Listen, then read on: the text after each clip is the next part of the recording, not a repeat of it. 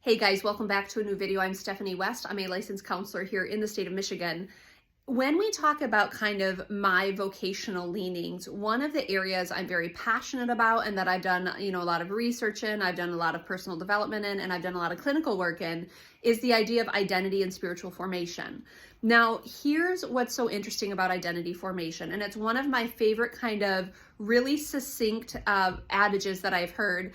I think it's Carl Jung. I make stuff up all the time, but it says something to the effect of, if you don't know who you are, the world will tell you. And it's one of the things to understand that there's a lot of shoulds and supposed tos that tend to run our life, specifically if we don't have a clear understanding of who we are, what we stand for, what our priorities are, how we want to spend our time, how we want to spend our money, all of the things. If you don't have a clear vision, others will muddy the waters with their vision for your life or their impositions on your life. And so one of the analogies I used, I had a young mom I'm working with, and I said, here's what I want you to think through. Because we're talking about identity formation and the fact that there's a lot of insecurity running. I said, okay, you have a 5-year-old son. Imagine your son knows that he desires to be a firefighter. He has the skills to do it. He has the desire to do it. He has an interest in it. There's a whole lot of reasons where when he grows up, he knows he's going to be a firefighter.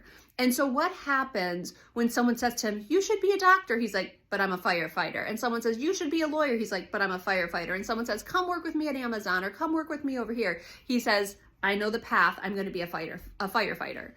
The external noises of who he's supposed to be or what he should do, they diminish and they actually become almost extinct because he's on a mission towards firefighting, because he's hopefully taken the time and the effort to understand who he is, what his preferences are, what his interests are, what his talents are. If he doesn't have that, if he doesn't have that understanding of who he is and what his goal is, now the shoulds and the supposed tos become really, really loud. So someone says, come be a lawyer. And he's like, oh, do I have the ability to be a lawyer? Do I have the desire to be a lawyer? Do I want to be a lawyer? What kind of lawyer? What would that look like? And now he's maybe being pulled in this direction. And then the next person says, no, but you should be a teacher, but you should be, a pilot. You should be a mechanic. You should be this, you should be that.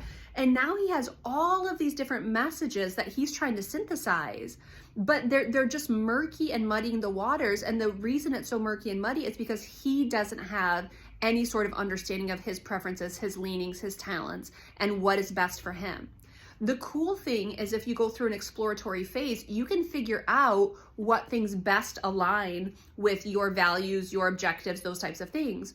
But if you don't take time to discern that and to do the work, then the shoulds and the supposed tos are going to kind of create possible havoc in your life, because when someone says pivot, you're like, oh, maybe this, maybe this, maybe this.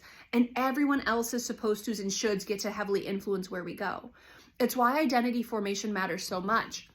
It doesn't mean you become rigid and unwavering and unmoving, but it means you have a trajectory, you have a path, and you walk it with fidelity. That's one of the things in our culture. I think there's such a breakdown of fidelity, and that's commitment to a cause and perseverance to see things through.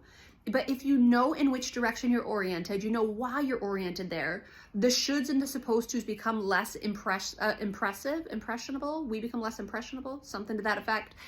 It just doesn't carry as much weight, but it's because you have to know who you are. You have to know what you stand for. You have to go through the exploratory kind of phase of discovering, what is it about life that I'm supposed to be working towards? What is it about life that I'm trying to uncover? What is it about life that I'm trying to contribute? You've got to figure that out, or people will do that for you. So I want to encourage you, if there's something going on where you have a lot of there's a lack of clarity, a lack of purpose, a lack of understanding, it might be helpful to sit with someone like a therapist, or someone even like a career coach, someone like a spiritual advisor, and ask them to help coach you towards understanding what are your personal preferences, drives, motivations, areas of interest, all of the things. Because you have stuff waiting to be uncovered. It's not where other people should tell you who you are and what you're supposed to be. It's a matter of innately trying to kind of dive into and understand and discern what you have to offer, what you're propelled towards, what would give you purpose and meaning. And so I want to encourage you to think through, if you don't figure out who you are in the sense of what are your key pieces to contribute, other people will try to run that narrative for you, and that can be a pretty dicey space to occupy.